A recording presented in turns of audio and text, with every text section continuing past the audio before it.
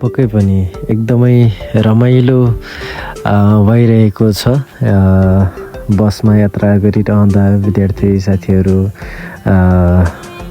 एकदमै मकैबारी दर्याम दर्याम भन्ने गीतमा खुब मजाले झुमिरहनु भएको छ, नाचिरहनु भएको छ। हेलो हेलो, एकदमै रमाइलो भइरहेको छ। हेर्न सक्नुहुन्छ पुष्पा, निशा, सुस्मिता।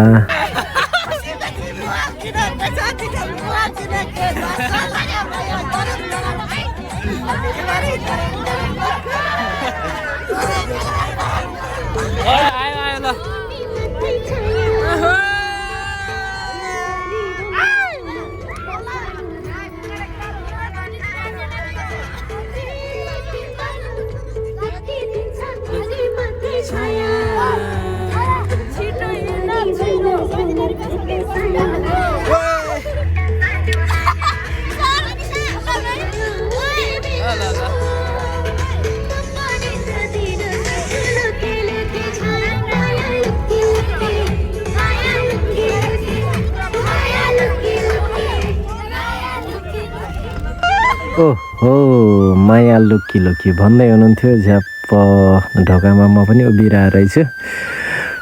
रमाइलो भइरहेछ। ल, अर्को नयाँ गीत पनि बजिसकेको छ। हामी यतातिर पनि ध्यान दिन्छौँ अब।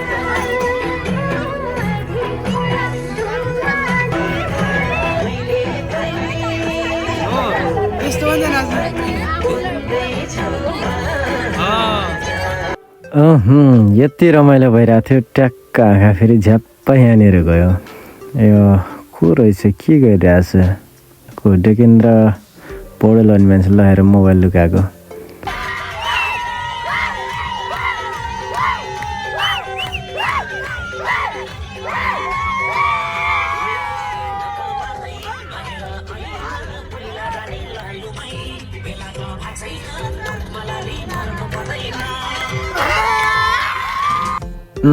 पक्कै पनि ओठमालाली भर्नु पर्दैन, माया त्यसै राम्री छौ, श्रृङ्गार पटार गर्नु पर्दैन। कस्तो मिठो गीत बजिरहेको थियो। विद्यार्थी साथीहरूसँग नाच्दै गाउँदै रमाइलो गर्दै हामी आइरहेको थियौँ। कति छिटो यहाँ आइपुगेछ थाहै भएन। ल, हेर्नुहोस् हाम्रो साथीहरू झर्दै हुनुहुन्छ। पक्कै पनि यहाँ हामी चाहिँ गन्तव्यमा आइपुगेका छौँ। हाम्रो यस श्री नेपाल राष्ट्रिय आदर्श विद्यालय धनीगढको आयोजनामा विद्यार्थीहरूको शैक्षिक, सामाजिक तथा व्यावहारिक ज्ञान अभिवृद्धि गर्ने उद्देश्यले एक दिने शैक्षिक अवलोकन भ्रमण तथा पिकनिक कार्यक्रम भनेर चाहिँ हामीले यस 2082 10 महिना 6 गतेका दिन आयोजना गरेका छौँ। त्यस अवसरमा हामी चाहिँ यस बैलकाँडामा आइसकेका छौँ। साथीहरू झर्दै हुनुहुन्छ, रमाइलो गर्दै हुनुहुन्छ। ल ल ल, ठिक छ, एकदमै।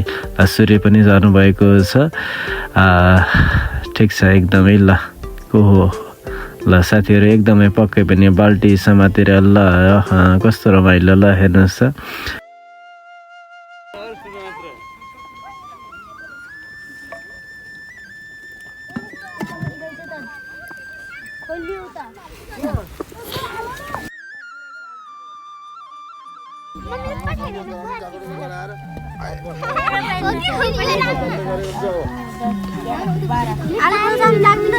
हजुर, के गर्न लाउनु भएको छ यहाँ? मोबाइल लाग्नुपर्छ र? ल, म अहिले आएँ त एकछिनमा। लागेन है? अब लाग्छ। ल, यहाँ चाहिँ कस्तो मिठो मिठो यहाँ के बनाएर रहेछ म्याडम।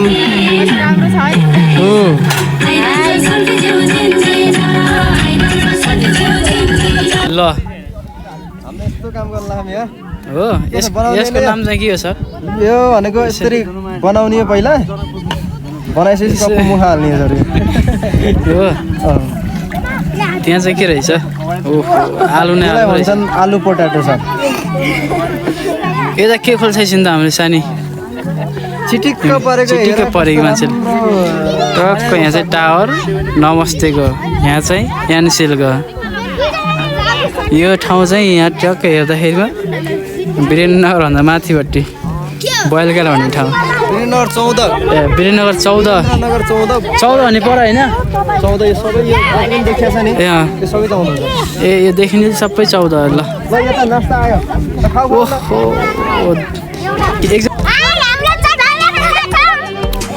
ओए खाएगा देखेछ नि देखेछ नि चटपटे खाने गुरु भाइ यहाँ एउटा छ अर्को यहाँ छ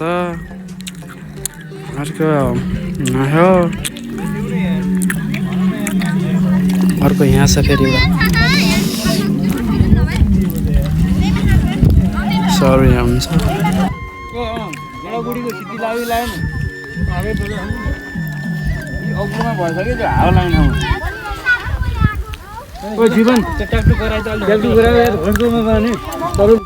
ल पिकनिकमा आएको 11:30 भइसक्यो भोक लागिसक्यो त्यसैले यसो अलिअलि भोक मेटाउनको लागि के हो यो चटपटे चाहिँ हामीले खाँदैछौँ ल हाम्रो बलिराज सर श्याम सर ओहो यहाँ के पाक्दैछ यो सिटी लागिरहेछ खै के हो यो ल सिटी लाग्यो है लाग्यो पक्कै पनि हाम्रो पिकनिक एकदमै रमाइलो होला जस्तो छ हेर्न सक्नुहुन्छ यो अर्जुनले आगो फुक्दैछ यहाँनिर ल एकदमै राम्रो धन्यवाद छ यहाँ काममा लाग्ने हो कि तिमीले अब एकछिनमा काटिन त हैन छिटो काट्दा ए पुत्कियो धन नै ए त्यो फुत्केको नदेखाउनु है हजुर युट्युबमा हाल्ने त हो अनि काम गरेर देखाउनु पर्ने भिडियोमा पछि यहाँ काम गरिदिन्छ यहाँ फेरि उभिरहेको छ है त बनाउने हैन आउनु पर्यो नि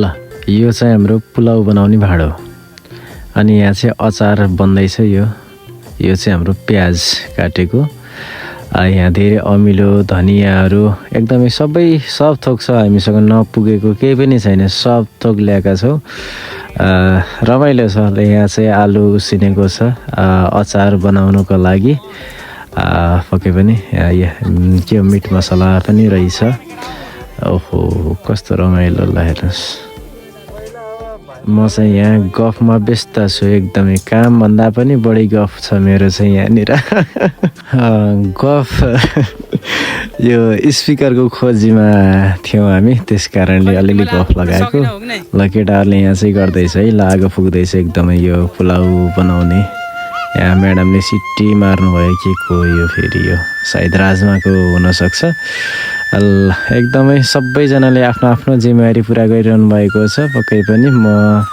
चाहिँ यस्तै हो ठिक छ ल एकदमै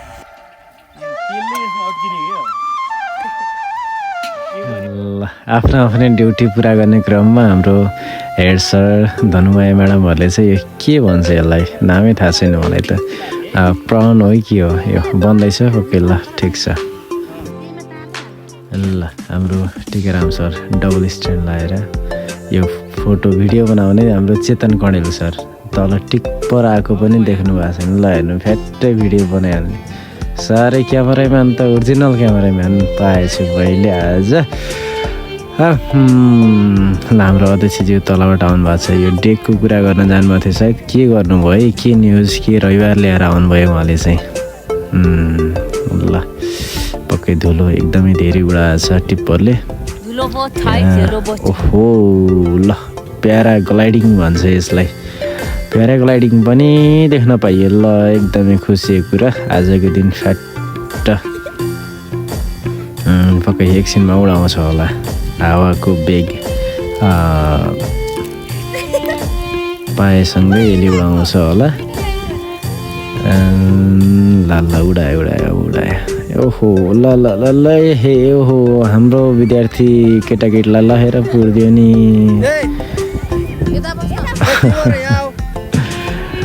ल भागा केटाटी भागा हेर उडाउला फेरि ल उड्यो केटो उड्यो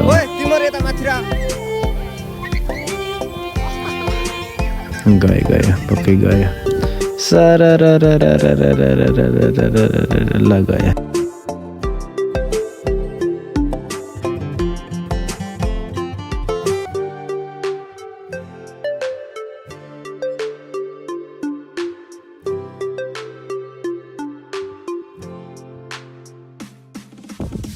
ल मेरो चटकलाई हेर्नु रहर लाग्छ कहिलेकाहीँ भिडियो बनाउन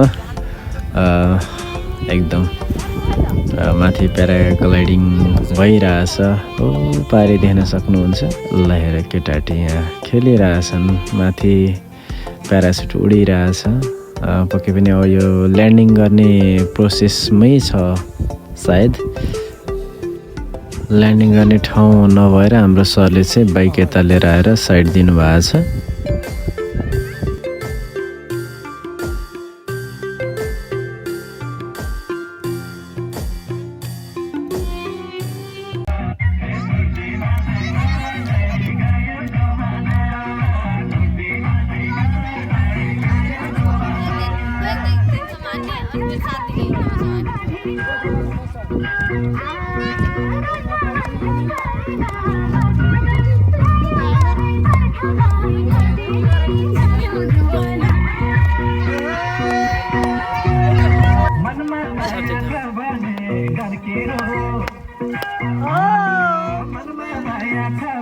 कति लामो गराउने कि छोटो गराउने यति गराइदिउँ है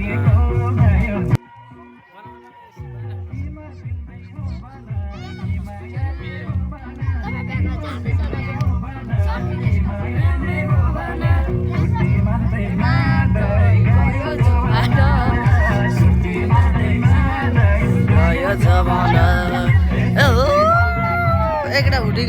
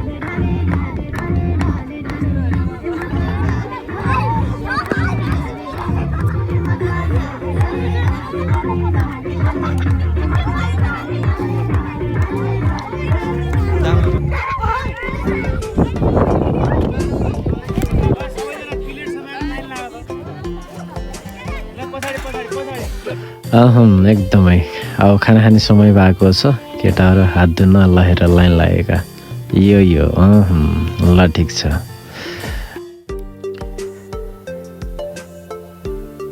ल यता चाहिँ हाम्रो सरहरूले खाना खाँदै हुनुहुन्छ तल वीरेन्द्रनगर भ्याली पनि एकदमै देखिरहेको छ खुल्ला छ आज मौसम पारी मन्दिर देखिरहेछ पारी पारी आहा कस्तो राम्रो देखिरहेछ ठाउँहरू मेरो जिम्मा चाहिँ ल पुलाउ बाँड्ने रहेछ बल चाहिँ ठुलै आफूभन्दा ठुलो के हो पुण्य समातेर चाहिँ हालिरहेको छु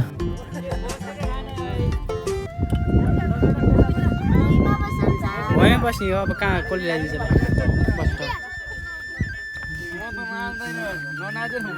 यहाँ ननाजी बित्तिकै त बन्द हुन्छ के नचाउने हो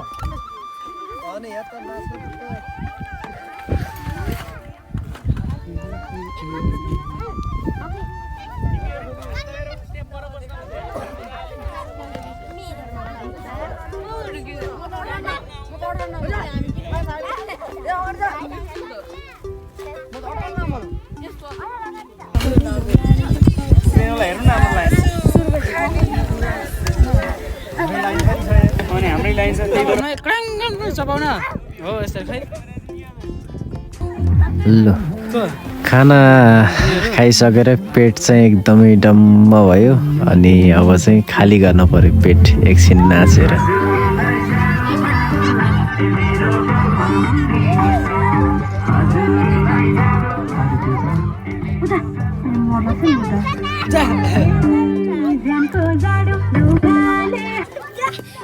के भयो ल सबैजनाको जिज्ञासा चाहिँ यहाँनिर हाम्रो हेड सरको घर कहाँनिर छ सर देखाइदिनु भन्नुभएको थियो। हामीले चाहिँ अनुमानित यसो घर चाहिँ देखाउने प्रयाससम्म गऱ्यौँ। बुलबुले ताल, काँक्री बिहार, देउती बजै, घण्टाघर, प्रदेश अस्पताल लगायतका विभिन्न रेडियो नेपाल सबै कुरा चाहिँ माथि वीरेन्द्र 14 बैलकाँडा डाँडाबाट चाहिँ निहाल्ने मौका पनि हामीले पायौँ। एकदमै राम्रो, सबै चाहिँ खुसियाली साथ रमाउँदै अवलोकन गरिरहनु भएको छ। एकदमै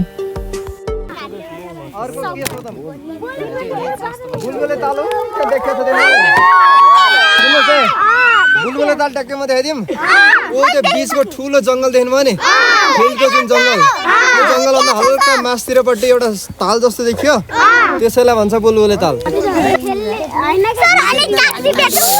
पाए जङ्गल छ नि त्यही छ।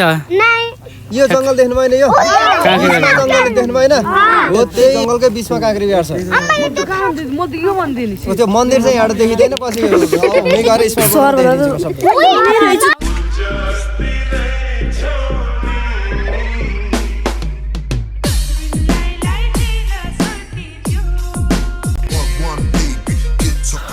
सबै काम सकेर हामी चाहिँ घर फर्किने बेलामा अरू सबैजना चाहिँ गाडीमा जानुभयो, कोही हिँडेर अगाडि गइसक्नुभयो। हामी लास्टमा 6 जना बाँकी शहीद स्मारक पार्कमा चाहिँ घुम्न गएको छ।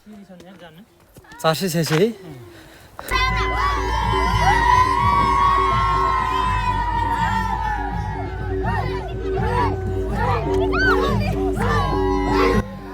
शहीद स्मारक पार्क घुम्दै आउँदाखेरि हामीलाई चाहिँ गाडीले फिनीकाँडा बजारमा रोकेको रहेछ। त्यहाँबाट हामी पनि चढेर आयौँ। सम्भवतः यो चाहिँ अन्तिम रमाइलो पनि हो गाडीमा। हामी चाहिँ साँझ पर्दैछ, यति बेला रमाइलो गर्दै हामी चाहिँ फर्किसकेका छौँ है त।